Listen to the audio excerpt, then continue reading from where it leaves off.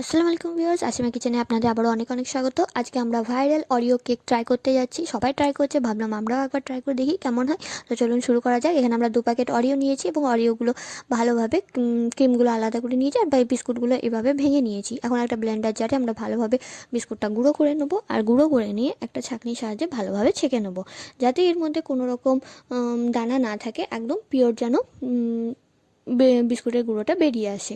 এখানে আমরা ছেঁকে নিয়েছি, ছাঁকা হয়ে গেছে। এখন অল্প অল্প দুধ দিয়ে আমরা এটা একটা সুন্দর একটা ব্যাটার তৈরি করে নেবো। ব্যাটার তৈরি করার পর একটা ইনো অ্যাড করে দেবো, গোটা ইনোটাই অ্যাড করে দেবো।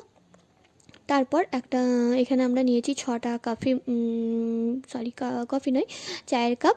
এখানে সেগুলো আমরা অল্প অল্প ঘি নিয়েছি এবং সেগুলোকে আমরা ভালোভাবে তার মধ্যে মিশিয়ে দিলাম, যাতে কেকটা তুলতে আমাদের সুবিধা হয়। এখন যে ব্যাটারটা তৈরি করেছিলাম সেটা আমরা হাফ হাফ করে সব কাপে অ্যাড করে দিলাম ভালোভাবে, যাতে কারণ যখন কেকটা তৈরি হয়ে আসবে তখন ওটা পুরো ফ্ল্যাপি হয়ে বেরিয়ে আসবে।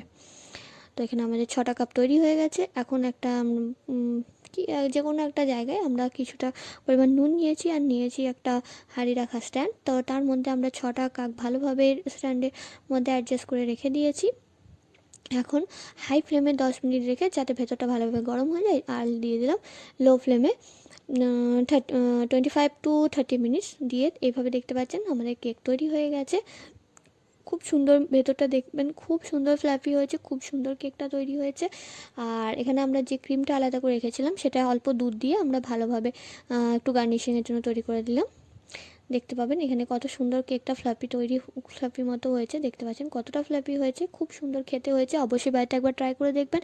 ভালো লাগলে আমাদের চ্যানেলটিকে লাইক সাবস্ক্রাইব করতে একদম ভুলবেন না।